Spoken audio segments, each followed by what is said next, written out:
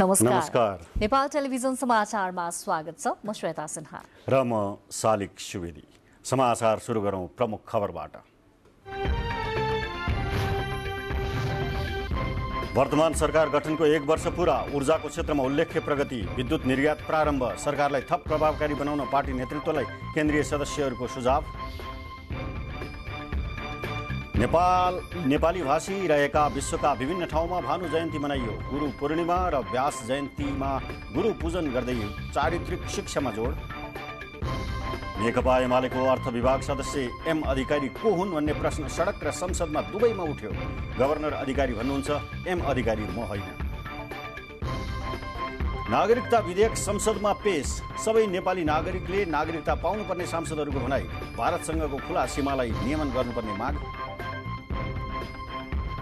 श्रीलङ्कामा आपतकालको घोषणा, राष्ट्रपति देश छोडेर भागे। प्रधानमन्त्री कार्यवाहक राष्ट्रपतिका रूपमा नियुक्त, प्रदर्शनकारीद्वारा प्रधानमन्त्री कार्यालय समेत कब्जा।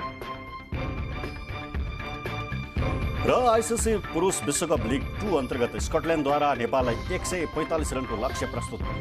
सामान्यतया लक्ष्यसहित अहिले ब्याटिङमा।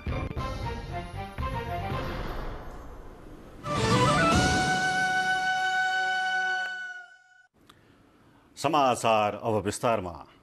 वर्तमान सरकार गठन भएको 1 वर्ष पूरा भएको छ। 1 वर्ष पूरा हुँदै गर्दा विगतका सरकारले निम्त्याएको राजनीतिक अस्थिरता र कुशासनको अन्त्य गरी मुलुकलाई लोकतान्त्रिक विधि र पद्धतिमा अघि बढाउन सफल भएको निष्कर्ष कांग्रेसका नेताहरूको छ। प्रतिनिधि सभामा विश्वासको मत पाए लगत्तै नागरिकलाई कोभिड-19 को प्रकोपबाट जोगाउन सरकारको पहिलो प्राथमिकता हुने उद्घोषसहित खोप लगाउन योग्य सबै नागरिकलाई पूर्ण खोप दिलाउन सरकार सफल भएको छ। सरकारले संविधानको रक्षा गर्दै लोकतन्त्रको समृद्धि गर्नका निम्ति महत्त्वपूर्ण भूमिका खेलेको निष्कर्ष निकालेको छ।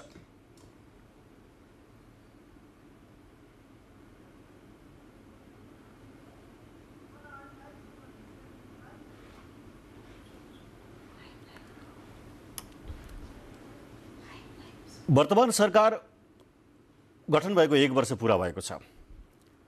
वर्तमान सरकारले गरेका कामहरूको विषयमा 42 बुँदे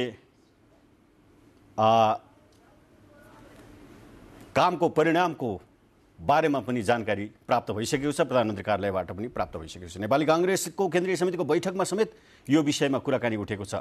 यसो विषयमा कुराकानी गर्दैखेरिमा सरकार प्रभावकारी अझ बढी हुनुपर्ने आवाजहरू केन्द्रीय सदस्यहरूले उठाइरहेका छन्। वर्तमान सरकार गठनको 1 वर्ष कार्यकालमा के कस्तो समीक्षा गर्न सकिन्छ भन्ने विषयमा नेपाल राष्ट्र बैंकका पूर्व गभर्नर अर्थविद चिरञ्जीवी नेपाल यति बेला हामीसँग सिधा स्टुडियोमा हुनुहुन्छ। उहाँसँग हामी कुरा गर्छौँ। डाक्टर साहब, नेपाल टेलिभिजनको समाचारमा स्वागत छ। धन्यवाद। सरकारको 1 वर्ष कार्यकाल पुरा भयो।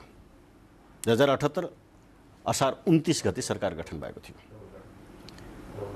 सरकार परिवर्तन मात्रै भयो या परिणाम सहितको परिवर्तन भयो? तपाईको अनुभवले के बताउँछ समीक्षा? मैले आफूले जुन देखे अनुसार जुन रूपबाट यो गठबन्धनको सरकार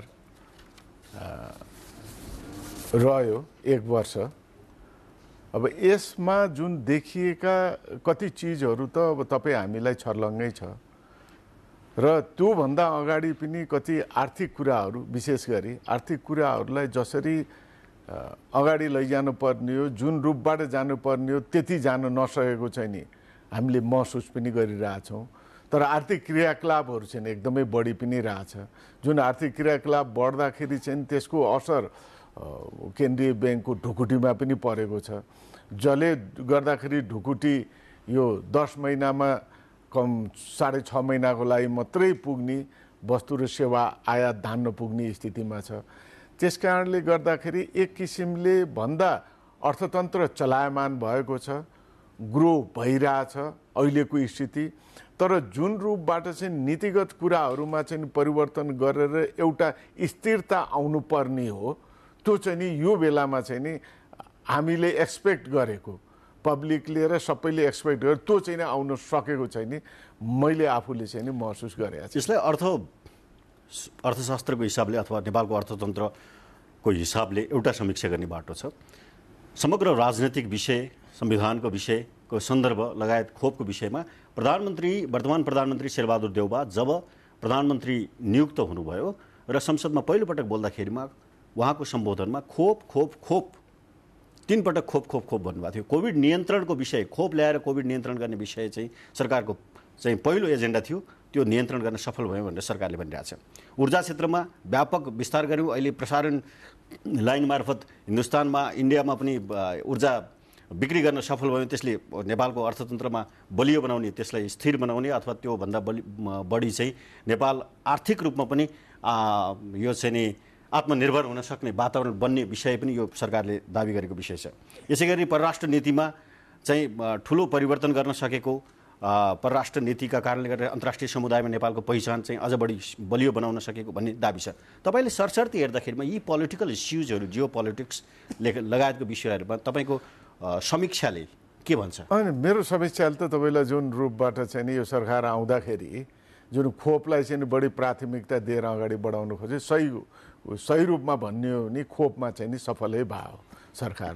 त्यसपछि अब जियो पोलिटिकल इस्यु या अर्थ राजनीतिक कुरोमा भन्ने हो भने 100% चाहिँ नि हुन सकेको छैन। किन भनेर भन्दाखेरि जियो पोलिटिकल इस्युमा तपाईँ हामी भन्दाखेरि चाहिँ कुन रूपबाट चाहिँ नि मुलुकको परराष्ट्र नीति के हो भन्ने चाहिँ नि दलहरूको आफ्नै परराष्ट्र नीतिले गर्दाखेरि कसैले कुनै देशसँग सम्बन्ध गर्दाखेरि राम्रो, कसैले कुनै देशसँग सम्बन्ध गर्दा नराम्रो भन्ने जुन आधारबाट यहाँ विभाजित भएको हुनाले परराष्ट्र नीतिमा ठ्याक्कै यही भन्न सकिँदैन। तर एउटा चिज तपाईँलाई के भन्न चाहन्छु भन्दा यो ऊर्जा क्षेत्रमा जुन भयो, किन निर्यात पनि हुन लागेको छ, भएको पनि छ र ऊर्जा क्षेत्रमा भएको त्यसमा पनि एमसिसीलाई लिएर जुन रूपबाट यो सरकारले अगाडि बढेको छ, अनुदान लिएर त्यो एक किसिमले चाहिँ नि विदेशी अनुदान र विदेशी नाती निकायहरूसँग राख्ने सम्बन्धलाई चाहिँ नि सुधार गर्न खोजेको चाहिँ नि स्पष्ट देखिन्छ। त्यसमा पनि केही हदसम्म राम्रै भएको चाहिँ नि मैले महसुस गरेको छु। अब तपाईँले सोध्नु न अरू। म सोध्दैछु। नेपालको अर्थतन्त्रको विषयमा नेपाल पनि श्रीलङ्काको बाटोमा जाँदैछ भनेर प्रतिपक्षी दलका नेताहरूले अस्ति भर्खरै मात्रै केपी शर्मा ओलीले चाहिँ श्रीलङ्काको बाटोमा जाँदैछ, नेपालको अर्थतन्त्र धराशायी बन्दैछ भनेर भन्नुभएको छ। तपाईँ अर्थशास्त्री पनि भएको र पूर्व गभर्नर पनि भएको हुनाले के साँच्चै नेपाल आर्थिक रूपमा कमजोर हुँदै गएको? यसलाई यसमा एउटा तपाईँ हामी के स्पष्ट हुनुपर्छ भन्दा नेपालमा के चलन छ भने अलि बढी नै अवेर गराउने चलन हो। यो अवेर गराएको मैले महसुस गर्छु कि वर्स कन्डिसनमा त्यो होला है भन्ने त्यो बाटोमा चाहिँ नेपाल गएको छैन। किन हिजोको दिनमा तपाईँले डाटै एनालिसिस गर्नुहोस् न, आजभन्दा 2 वर्ष अगाडि 282 अरबको चाहिँ नि शोधान्तर बचत भएको, पोहोर साल आउँदा 101 अरबको शोधान्तर बचत, अहिले आएर 269 को चाहिँ नि अहिले 11 महिना शोधान्तर बचत भनेपछि यो बीचको पिरियडमा जुन कोभिडको बेलामा जुन रूपबाट चाहिँ आर्थिक क्रियाकलाप ठप हुँदाखेरि जम्मा थियो सञ्चित, कोभिड बिस्तारै हटेपछि प्रशस्त आयात भयो। आयात हुनुको अर्थ के, उद्योग व्यवसायहरू सञ्चालन भए, जसले आर्थिक क्रियाकलाप बढ्यो। बढ्दाखेरि चाहिँ नि सञ्चितमा चाहिँ नि सिधै प्रेसर पर्यो भने दबाव परेर चाहिँ सञ्चित घट्दै गयो। हिजोको दिनमा जुन रूपमा आयात -15 पनि भएको थियो 2 वर्ष अगाडि, आयात चाहिँ नि जसले गर्दा ऋणात्मक 15%ले ऋणात्मक भएकोमा अहिले आयात चाहिँ नि 25%ले भनौँ एक किसिमले। सिधा भन्दाखेरिमा सिधा मैले सोद्धाखेरिमा सर्वसाधारण लेमेनले पनि बुझ्ने भाषामा नेपालको अहिलेको वर्तमान अर्थतन्त्र आर्थिक अवस्थालाई हेर्दाखेरिमा डराउनु पर्ने, चिन्ता गर्नुपर्ने, निराश हुनुपर्ने छ? होइन, एउटा चिज होइन, तपाईँ चिन्ता चाहिँ नि चिन्तित त हुनैपर्छ। किनभने विदेशी सञ्चित घट्दाखेरि सधैँ चिन्तित हुने हो। किनभने केन्द्रीय ब्याङ्कको मौद्रिक नीतिमै 7 महिनाको लागि पुग्ने विदेशी सञ्चित हामी राख्छौँ भनेर मौद्रिक नीतिमा यो पटक निकालेकोमा जम्मा 6.5 महिनाको लागि मात्रै पुग्ने छ भनेपछि चिन्तित त हुनै पर्यो। कम्तीमा पनि 8-9 महिनाको लागि हुने विदेशी सञ्चित राख्दा वस्तु र सेवा आयात धान्न सक्ने गर्दा त्यसले राम्रो हुन्छ अर्थतन्त्रलाई भनेको हुनाले चिन्ता त हुने नै भयो। किन यी जति पनि सूचाङ्कहरू छन् देखिएका भन्नेका आफ्नो तरिकाले बोल्ने हो, चेरी पिकिङ भन्दैन, निराश हुने कि नहुने? निराश हुनुपर्ने स्थिति छैन, तर सचेत चाहिँ नि हुनुपर्छ। त्यस कारणले गर्दाखेरि मैले के भनिरहेको छु भन्दा अलिकति फरक तरिकाको मौद्रिक नीति आउनु पर्यो, जसले गर्दाखेरि हिजोको दिनमा अर्थतन्त्रलाई राम्रो गर्नको लागि भनेर, चलायमान गर्नको लागि भनेर चाहिँ नि लुज खुकुलो जुन मौद्रिक नीति ल्याइएको थियो, त्यो ल्याइएका नीतिहरूलाई चाहिँ नि अब ब्याक लिनु पर्यो केन्द्रीय ब्याङ्कले, र सरकारले त्यसलाई ब्याक लिएर कि नर्मल स्थितिमा जब अर्थतन्त्र आइसकेपछि नर्मल रूपमै जाओस् न सबै, किन भन्दा एबनर्मलको बेलाका नीतिहरू सञ्चालन गर्ने। सरकारको एक्टिभिटिजबाट यो 1 वर्ष कार्यकालको सरकारको एक्टिभिटिजबाट सेटिस्फाइड वा डिससेटिस्फाइड? डिससेटिस्फाई पनि म छैन, सेटिस्फाई छैन, डिससेटिस्फाई पनि छैन, म बिचमा छु। म जस्तै सबै त्यस्तै हो। डाक्टर साहब, नेपाल टेलिभिजनको समाचारमा आइदिनु भयो, कुराकानी राखिदिनु भयो, त्यसको लागि धेरै धेरै धन्यवाद। उहाँ हुनुहुन्थ्यो पूर्व गभर्नर अर्थविद डाक्टर चिरञ्जीवी नेपाल। नेपाल सरकार, वर्तमान सरकार गठन भएको 1 वर्ष बितेको सन्दर्भमा वर्तमान सरकार गठन भएको 1 वर्ष कस्तो रह्यो त भन्ने विषयमा समीक्षा गर्दै वर्तमान सरकारको 1 वर्षमा गरेका काम कारबाहीमा समेटिएको गतिविधि सहितको यो रिपोर्ट अबको पालो। विगतको झण्डै 2/3 सरकारले संविधानमाथि गरेको प्रहारलाई सर्वोच्च अदालतले बदर गरेसँगै गठित वर्तमान सरकार संविधान, संसद र सङ्घीय लोकतान्त्रिक गणतन्त्रको रक्षा गर्न तथा संविधानको मर्म र भावना अनुरूप मुलुकलाई सञ्चालन गर्न सफल भएको छ। संविधानत स्थानीय तहको आवधिक निर्वाचन तोकिएकै समयमा शान्तिपूर्ण रूपमा सम्पन्न गर्न वर्तमान सरकार सफल भएको छ। मुलुक एउटा अन्योलतर्फ, एउटा अनिश्चयतर्फ गइराखेको थियो र राज्य संयन्त्रलाई तसनस बनाएको अवस्था थियो। संविधानको भावना विपरीत दुधीताल संसदलाई विघटन गरेको अवस्था थियो। यो बाध्यात्मक परिस्थितिमा यो सरकारको गठन भइसकेपछि मुलुकको राजनीति सही ट्र्याकमा आएको छ। लोकतन्त्र र संविधानको रक्षा भएको छ र जनताले कानुनी शासन र सुशासनको प्रत्याभूति गरेका छन् र हामीले निर्धारित समयमा स्थानीय निर्वाचन सम्पन्न गरेर प्रजातन्त्रको र लोकतन्त्रको जगलाई हामीले मजबुत गराएका छौँ र यो अभ्यासलाई हामीले एउटा उदाहरणीय रूपमा हाम्रा छिमेकी मुलुकहरूमा दक्षिण एसियामै हामीले प्रस्तुत गरेका छौँ। कोरोनाबाट प्रभावित अर्थतन्त्रलाई पुनरुत्थान गर्न विशेष प्याकेज सार्वजनिक गर्दै अर्थतन्त्रलाई चलायमान बनाउन पनि सरकार सफल भएको छ। सबै मुलुकसँग प्रगाढ सम्बन्ध बनाउन राष्ट्रिय हितमा आधारित परराष्ट्र नीति अवलम्बन गर्दै नेपाल पहिला परराष्ट्र नीति लागू गरेको छ। त्यसैगरी लगानी मैत्री वातावरणको सिर्जना गरी निजी क्षेत्रलाई प्रोत्साहन गर्दै आर्थिक स्थिरता कायम गर्न पनि सरकार सफल भएको छ। आन्दोलनमा घाइते भई यथोचित उपचार नपाएकाहरूको उपचारको व्यवस्था गरेको छ। त्यसैगरी अङ्गभङ्ग भएकाहरूलाई क्षतिपूर्ति र परिवारका एकजनालाई रोजगारीको व्यवस्था गरेको छ। गरिबीको रेखामुनि रहेका जनतालाई अत्यावश्यक वस्तुहरू सुपथ मूल्यमा वितरण गर्न गरिब घर परिचय पत्रको व्यवस्था गर्दै सरकारले जनताको मन छुने काम गर्न सफल भएको छ। सरकारले ग्रामीण क्षेत्रमा आकस्मिक दुर्घटना, बाढी पहिरो, प्राकृतिक प्रकोप जस्ता विपदको बेला सेवा प्रदान गर्न एयर एम्बुलेन्सको व्यवस्था गरेको छ। सङ्कटग्रस्त उद्योग धन्दा, पर्यटन व्यवसाय, सञ्चार, यातायात जस्ता क्षेत्र र श्रमजीवी विपन्न बेरोजगार लगायतको उत्थानका लागि विशेष आर्थिक प्याकेज व्यवस्था समेत सरकारले गरेको छ। त्यसैगरी सरकारले क्यान्सर, मृगौला र स्पाइनल इन्जुरीका बिरामीलाई मासिक 5,000 भत्ता प्रदान गर्ने निर्णय गरेको छ।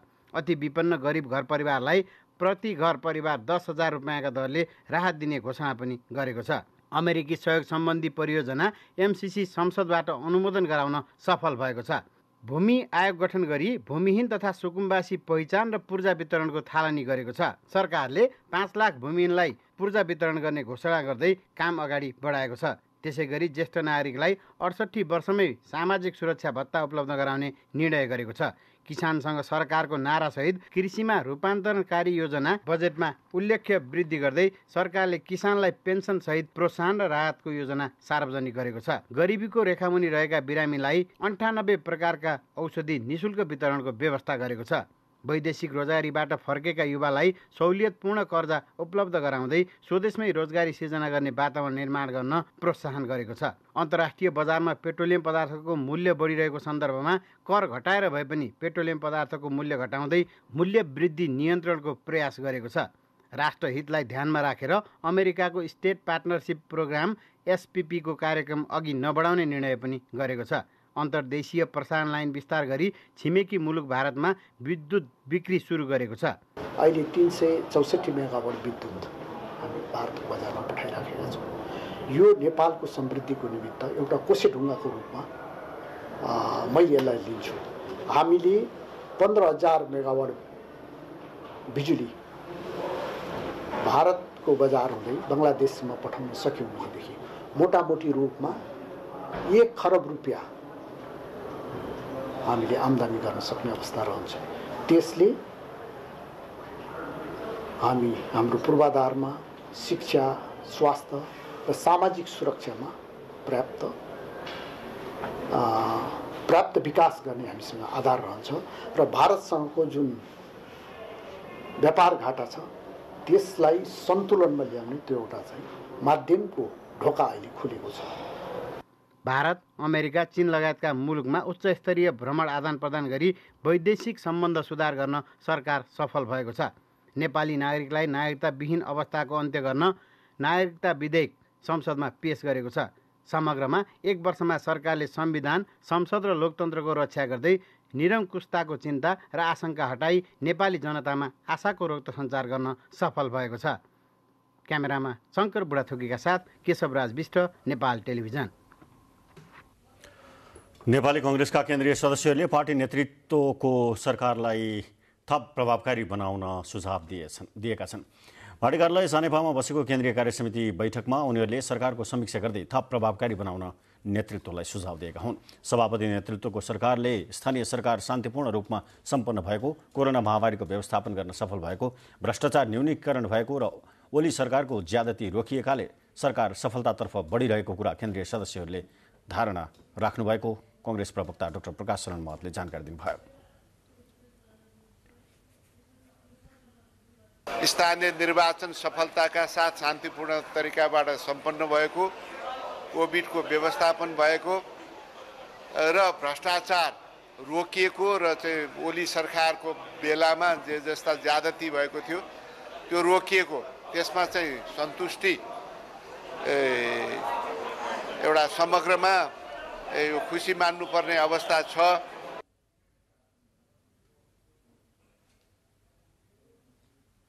महँगी बढ्दै गएको, मलखाद उपलब्ध गराउन नसकेको लगायतका विषयमा सरकार क्रियाशील हुनुपर्ने सुझाव केन्द्रीय सदस्यहरूले दिएका छन्। आगामी निर्वाचनमा आवश्यकता अनुसार विभिन्न स्थानमा तालमेल गर्नुपर्ने सुझाव पनि आएको प्रवक्ता महतले बताउनुभयो। बैठकमा डाक्टर शेखर कोइराला पक्षका नेताहरूले सभापति शेरबहादुर देउवाको कार्यशैली र सरकारको आलोचना गरेका थिए। नेपाली साहित्यका आदिकवि भानुभक्त आचार्यको 209 जन्म जयन्ती आज देश तथा विदेशका विभिन्न स्थानमा विविध कार्यक्रमको आयोजना गरी मनाइएको छ। भानुभक्तका रचनाहरू वाचन गर्ने तथा भानुभक्तकालीन वेशभूषामा सजिएर आदिकविको स्मरण गरिएको छ। संस्कृत भाषामा लेखिएको राजा रामको जीवनीलाई भावानुवाद सहित रामायण प्रस्तुत गरेर भानुभक्त आचार्यले नेपाली जनतालाई ठूलो गुण लगाउनु भएको छ। उहाँले लेख्नु भएको रामायण अहिले पनि नेपालीहरूको घर घरमा लय हालेर पाठ गरिन्छ। पृथ्वी नारायण शाहले भौगोलिक रूपमा एकीकरण गर्नुभएको नेपाललाई आदिकवि भानुभक्तले भाषा, साहित्य र संस्कृति मार्फत एकीकरण गर्नुभएको हो।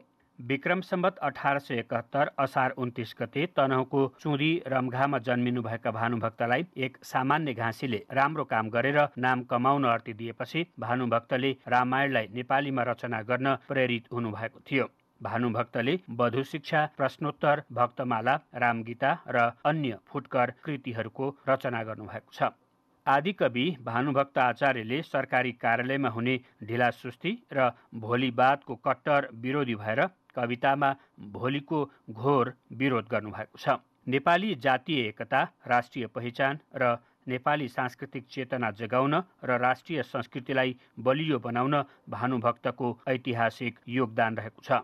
यसैबीच प्रधानमन्त्री शेरबहादुर देउवाले आदिकवि भानुभक्त आचार्यले सरल नेपाली भाषामा काव्य कृतिको रचना गरेर नेपाली साहित्यमा ठूलो योगदान पुर्याउनु भएको बताउनु भएको छ। 209औं भानु जयन्तीका अवसरमा नेपाल प्रज्ञा प्रतिष्ठानले राजधानीमा आयोजना गरेको प्रभात फेरी तथा भानु जयन्ती समारोहलाई सम्बोधन गर्नुहुँदै प्रधानमन्त्री देउवाले भानुभक्तको योगदानको स्मरण गर्नुभएको हो।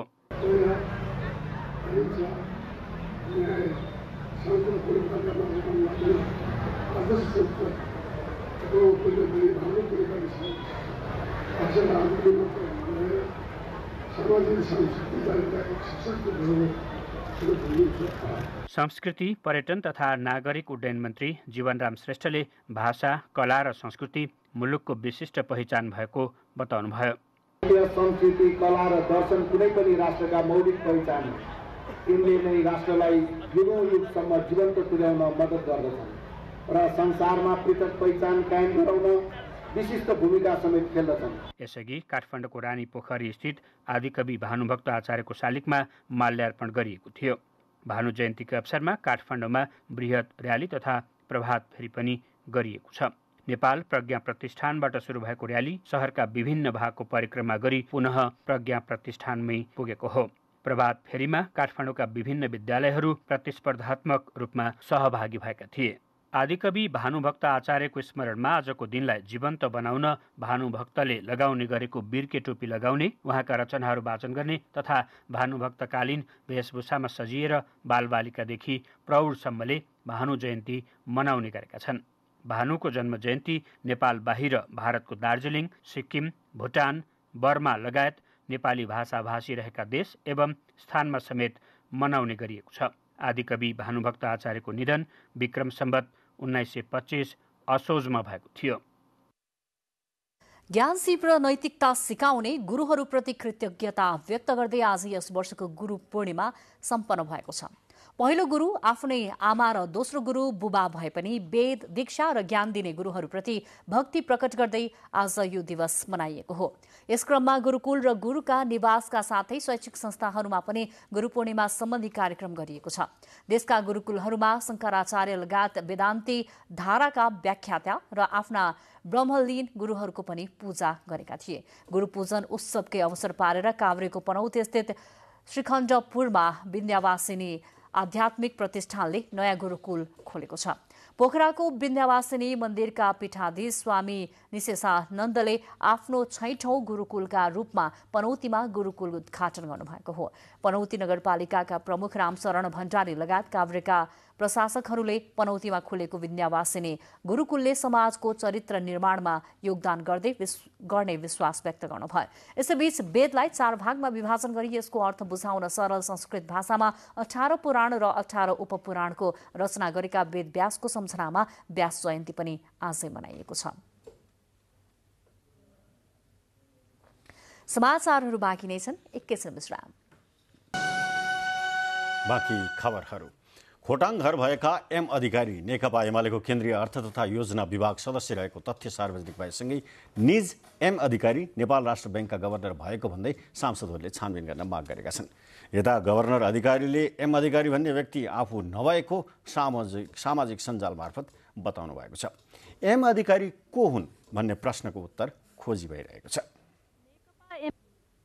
नेकपा एमाले आइतबार जारी गरेको अन्तर्पार्टी निर्देशनमा एमालेको केन्द्रीय अर्थ तथा योजना विभाग सदस्यमा खोटाङ घर भएका एम अधिकारीको नाम सार्वजनिक भएसँगै अर्थ राजनीति तातेको छ। ती व्यक्ति नेपाल राष्ट्र बैंकका गभर्नर महाप्रसाद अधिकारी हुन् कि होइनन् छानबिन गर्न संसदहरूको माग छ। नेकपा एमालेको अर्थ तथा योजना विभागको सदस्यमा खोटाङका एम अधिकारीको नाम सार्वजनिक भएपछि चर्चा सुरु भएको हो। राष्ट्र बैंकका गभर्नरको घर पनि खोटाङ नै भएका कारण बहस प्रतिनिधि सभासम्म पुगेको छ। बुधबार बसेको प्रतिनिधि सभा बैठकमा सांसद रेखा शर्माले गभर्नरले अर्थतन्त्र बिगारेको आरोप लगाउनुभयो। उहाँले कानून विपरीत उहाँको सदस्यता भएको भन्दै छानबिन गर्न माग गर्नुभएको थियो। यस्तै कांग्रेस नेता गगन थापाले पनि एम अधिकारीको विषय उठाउनु भएको थियो। बजारमा सुधार गर्ने भनेर 4/12 को नीति ल्याइयो।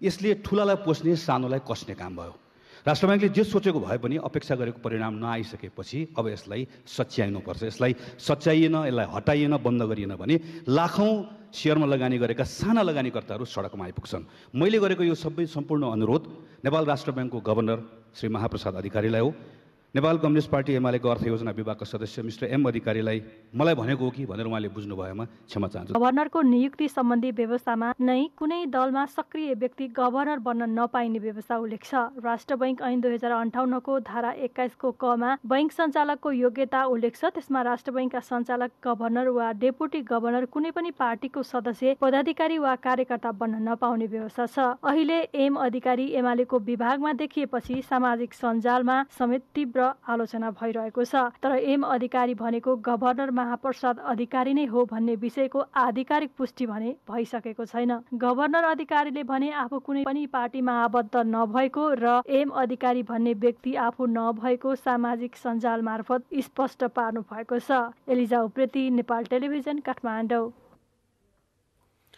नेपाल राष्ट्र बैङ्कका गभर्नर महाप्रसाद अधिकारी विरुद्ध अखिल क्रान्तिकारीका प्रतिनिधिहरूले विरोध प्रदर्शन गरेका छन्। काठमाडौँको माइतीघर स्थित मण्डला चोकमा क्रान्तिकारीले गभर्नर अधिकारीको राजीनामा माग गर्दै विरोध प्रदर्शन गरेका हुन्। प्रदर्शनकारीहरूले आर्थिक अवस्था कमजोर हुँदै गएको, राष्ट्र बैङ्कको गभर्नरका हैसियतमा गर्नुपर्ने काम कारबाहीमा प्रश्न चिन्ह खडा भएको भन्दै विभिन्न नाराबाजी गर्दै विरोध प्रदर्शन गरेका हुन्।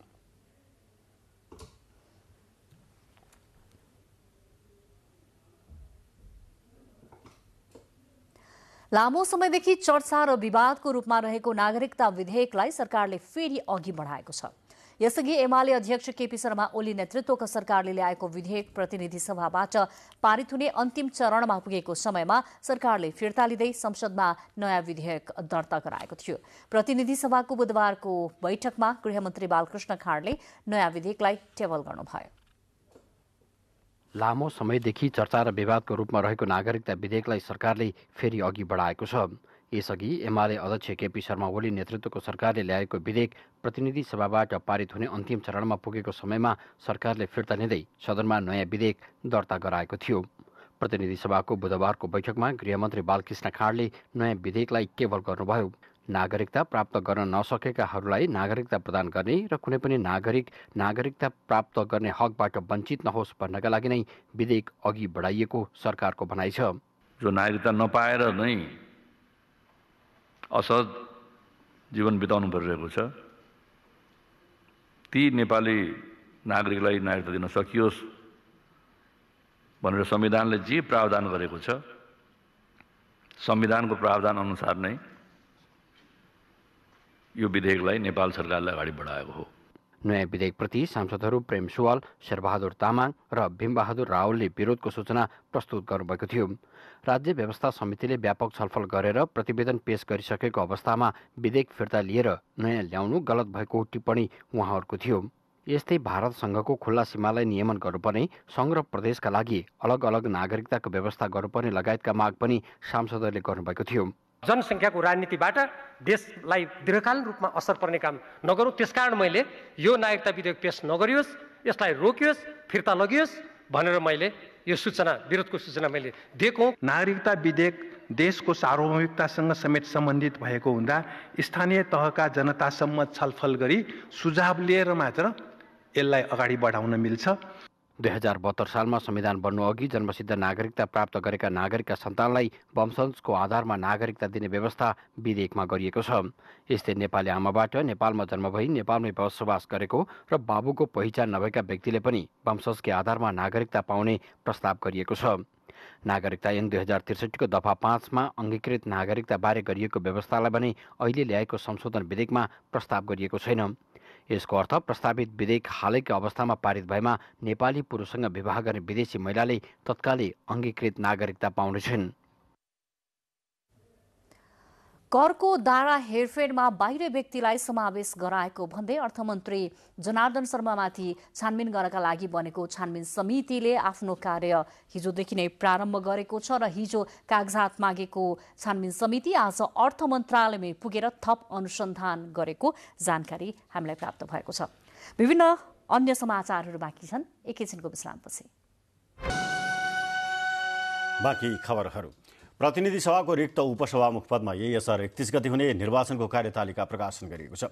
नेपालको संविधानको धारा 91 एवं प्रतिनिधि सभा नियमावली 2075 को नियम 8 बमोजिम आजको बैठकमा सभामुख अग्निप्रसाद सापकोटाले निर्वाचनको मिति तोकेर कार्यतालिका प्रकाशनका लागि प्रतिनिधि सभाका सचिव गोपालनाथ योगीलाई निर्देशन दिनुभएको थियो। सो अनुसार सचिव योगीबाट प्रकाशित सूचनामा निर्वाचनका लागि असार 30 गते बिहिबार दिउँसो 11 देखि 1 बजेसम्म अन्तर्राष्ट्रिय सम्मेलन केन्द्रको लोत्से हलमा उम्मेदवारीको सूचना दर्ता गर्ने, 31 बजे दर्ता भएको सूचनाको सूची प्रकाशन गर्ने र 31 गते शुक्रबार दिउँसो 3 बजे सभाको बैठकमा निर्वाचन हुने जनाइएको छ। यसैबीच गठबन्धनको तर्फबाट उपसभामुखको उम्मेद्वार नेपाली कांग्रेसकी सांसद पुष्पा भुसाललाई अगाडि बढाउने कांग्रेसको तयारी छ। भुसालको उम्मेदवारीलाई गठबन्धनमा छलफल गरी सहमति जुटाएर अघि बढाउने तयारी गरेको नेता मीन विश्वकर्माले जानकारी दिनुभयो। जनता समाजवादी पार्टी नेपाल जसपाका अध्यक्ष उपेन्द्र यादवले डाक्टर बाबुराम भट्टराई आफै पार्टी फुटाउन लागि परेको आरोप लगाउनु भएको छ। वीरगञ्जको नगर सभागृहमा सुरु भएको पार्टी केन्द्रीय समितिको बैठकको उद्घाटन सत्रलाई सम्बोधन गर्दै अध्यक्ष यादवले डाक्टर भट्टराईले पार्टी फुटाउनका लागि नेता कार्यकर्ताहरूमा भ्रमको खेती गरी विभिन्न शक्ति केन्द्र धाइरहेको बताउनुभयो। पार्टीको विधान विपरीत झण्डा र ब्यानर प्रयोग गर्नेलाई केन्द्रीय समितिको बैठकले अनुशासनको कारबाही गर्ने अध्यक्ष यादवको भनाइ छ। उद्घाटन सत्र कार्यक्रममा 77 जिल्लाबाट 2/3 भन्दा बढी केन्द्रीय सदस्यहरू सहभागी भएको र बैठक नै आधिकारिक रहेको अध्यक्ष यादवले बताउनुभयो। यहाँ ल्याएर यहाँहरूको सामने अहिले बैठकमा पेश गर्नुपर्थ्यो। यतिजना बहुमत हो, त्यस कारणले मैले अध्यक्ष पाउनुपर्छ। त्यो बहुमत देखाउन सक्यो भए त म छोडिदिइहाल्थेँ। उत्पीडनमा परेका मधेसी जनजाति, दलित, मुस्लिम, महिलाको अधिकारको मुद्दालाई पार्टीले अगाडि बढाएको उहाँको भनाइ छ। बैठकमा अन्य नेताहरू अशोक राई, राजेन्द्र श्रेष्ठ, मृगेन्द्र कुमार सिंह यादव, मोहम्मद इस्तियाक राई, प्रदीप यादव लगायतले पनि सम्बोधन गर्नुभएको थियो। नेकपा एमालेका अध्यक्ष केपी शर्मा ओलीले विविधतायुक्त आजको समाजमा मानवाधिकारको अवधारणा विकसित हुँदै गएको बताउनु भएको छ। मानवाधिकार अलायन्सको 23औं स्थापना दिवसको अवसरमा आयोजित कार्यक्रममा मानवीय मूल्यको एकै सूत्रमा गाँच्ने साझा मान्यताको रूपमा परिवर्तन भएको उहाँको भनाइ थियो। मुलुकको आर्थिक, सामाजिक तथा सांस्कृतिक रूपान्तरण गरी लैंगिक विभेद तथा असमानता अन्त्य गर्ने विषयलाई आफूले पनि पहिलो प्राथमिकतामा राखेको बताउनुभयो।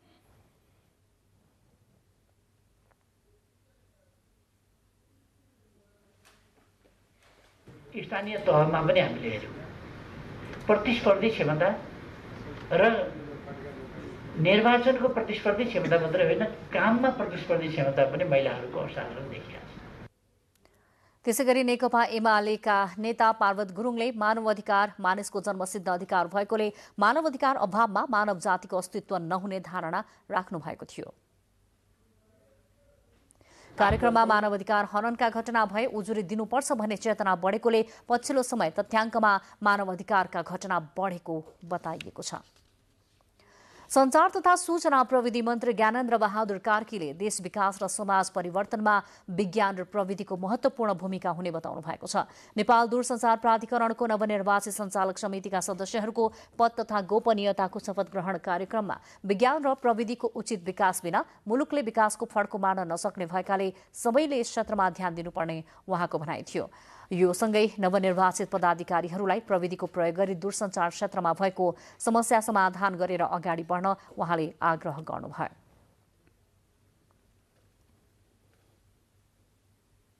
तपाईहरुले अहिले दूरसञ्चार प्राधिकरणमा देखिएका समस्याहरूको निराकरण गर्नु र यसलाई अझ व्यवस्थित र प्रभावकारी बनाएर अगाडि बढाएर लिएर जाने काममा अहिले जसरी शपथमा तपाईहरुले जे कुराहरू वाचन गर्नुभएको छ त्यसलाई केन्द्रमा राखेर आजकै दिनदेखि तपाईहरुले आफ्नो काम प्रारम्भ गर्नुहोला।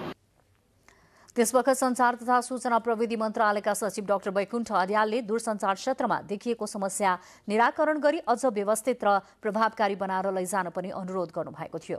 असार 21 गतेको मन्त्री परिषदको बैठकले दूरसञ्चार प्राधिकरणको लेखातर्फको सञ्चालक समितिमा गोकर्ण प्रसाद सिटौला र प्राविधिक तर्फको सञ्चालक समितिमा रविन्द्र झालाई नियुक्त गर्ने निर्णय गरेको थियो। सोही अनुसार आज संचार तथा सूचना प्रविधि मन्त्री ज्ञानेन्द्र बहादुर कार्कीले शपथ गराउनु भएको हो। बुलेटिनमा प्रमुख समाचार पुनः एकपटक।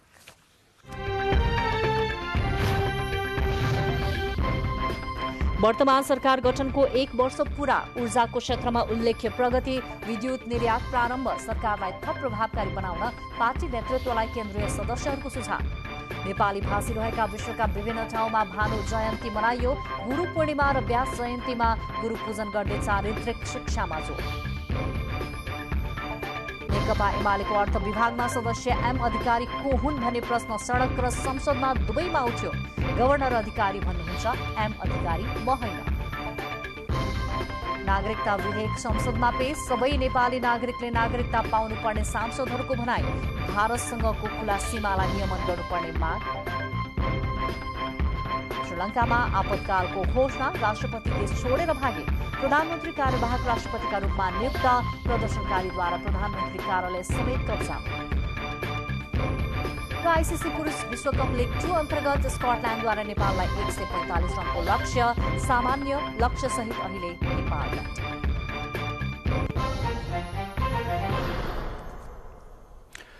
राष्ट्रपति विद्यादेवी भण्डारीसँग नेपाल भ्रमणमा रहेको चिनिया कम्युनिस्ट पार्टीका विदेश विभाग प्रमुख लिउ जियानचाओले को टोलीले शिष्टाचार भेट गरेको छ।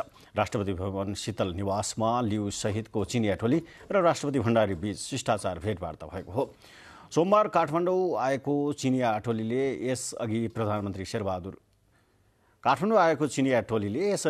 शेरबहादुर देउवा, परराष्ट्र मन्त्री डाक्टर नारायण खड्का, नेकपा एमालेका अध्यक्ष केपी शर्मा ओली, एकीकृत नेकपा माओवादी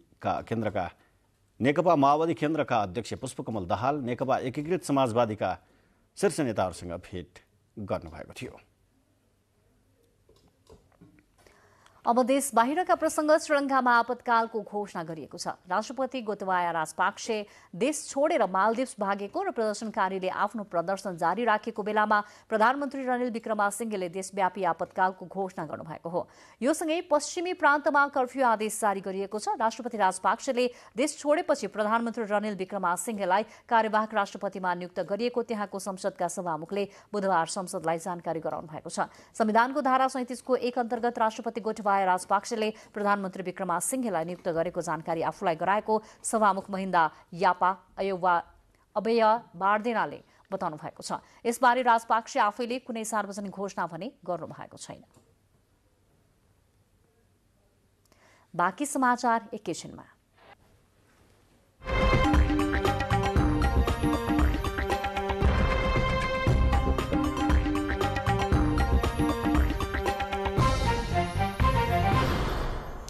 अब आर्थिक समाचार।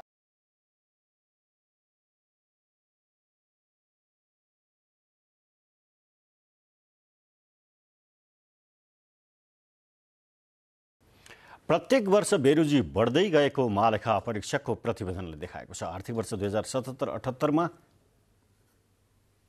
15.46% बेरोजी रकम बढेको महालेखा परीक्षकको 59औं वार्षिक प्रतिवेदनले देखाएको छ।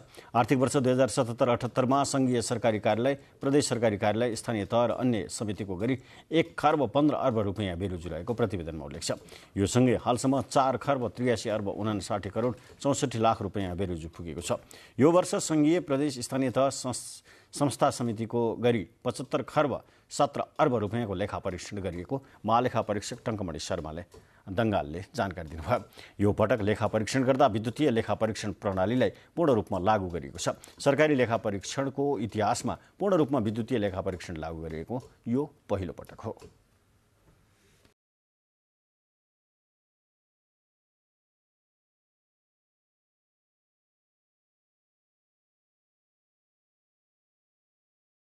खेल समाचार।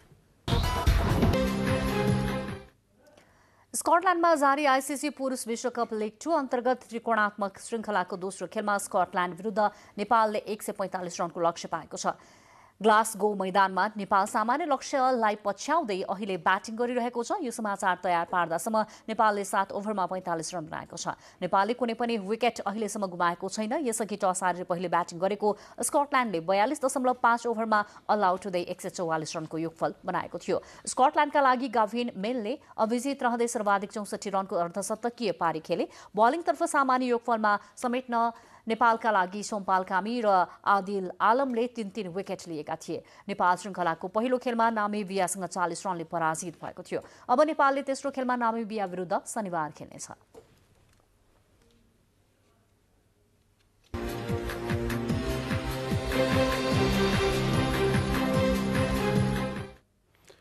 अब मौसम देशभर आज राति आंशिकदेखि सामान्य बदलेरै पहाडी भूभागका केही स्थानहरूमा र बाँकी भूभागका थोरै स्थानहरूमा मेघ गर्जनसहित हल्कादेखि मध्यम वर्षाको सम्भावना रहनुका साथै बागमती प्रदेशको 1-2 स्थानमा भारी वर्षाको पनि सम्भावना रहेको मौसम पूर्वानुमान महाशाखाले जनाएको छ। आज काठमाडौँमा केही समय भारी वर्षा भयो र आजको 3 दिनसम्म वर्षा निरन्तर रहने नेपालभरि नै देशभरका विभिन्न ठाउँहरूमा र त्यसबाट विभिन्न बाढी पहिरो जान सक्ने भन्दै मौसम पूर्वानुमान महाशाखाले सचेत गराएको छ सर्वसाधारणलाई। काठमाडौँमा आज राति न्यूनतम तापक्रम 19 र 21 तथा भोलि दिउँसो अधिकतम तापक्रम 29 र 31 डिग्री सेल्सियस बीच रहने अनुमान पनि गरिएको छ। अब मौसम सम्बन्धी थप विवरण।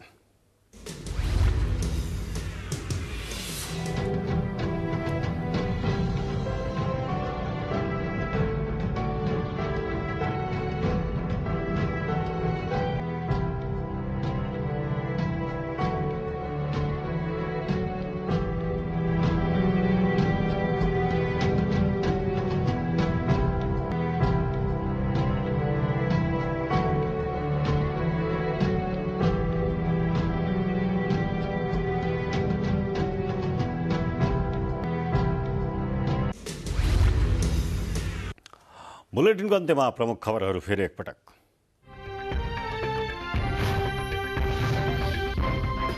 वर्तमान सरकार गठनको 1 वर्ष पूरा, ऊर्जाको क्षेत्रमा उल्लेख्य प्रगति, विद्युत निर्यात प्रारम्भ, सरकारलाई थप प्रभावकारी बनाउन कांग्रेस नेतृत्वलाई केन्द्रीय सदस्यहरूको सुझाव। नेपाली भाषी रहेका विश्वका विभिन्न ठाउँमा भानु जयन्ती मनाइयो। गुरु पूर्णिमा र व्यास जयन्तीमा गुरु पूजन गर्दै चारित्रिक शिक्षामा जोड। नेकपा एमालेको अर्थ विभाग सदस्य एम अधिकारी को हुन् भन्ने प्रश्न सडक र संसद दुवैमा उठ्यो। गभर्नर अधिकारी भन्नुहुन्छ, एम अधिकारी म होइन। नागरिकता विधेयक संसदमा पेश, सबै नेपाली नागरिकले नागरिकता पाउनुपर्ने सांसदहरूको भनाई। भारतसँगको खुला सीमालाई नियमन गर्नुपर्ने माग। श्रीलङ्कामा आपतकालको घोषणा, राष्ट्रपति देश छोडेर भागे। प्रधानमन्त्री कार्यवाहक राष्ट्रपतिका रूपमा नियुक्त, प्रदर्शनकारीद्वारा प्रधानमन्त्री कार्यालय समेत कब्जा।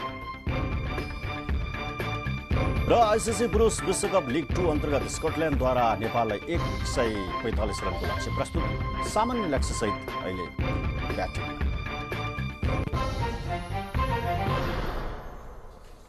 हवस् त यो समाचार बुलेटिन यही सकिन्छ। हामीलाई बिदा दिनुहोस्। नमस्कार।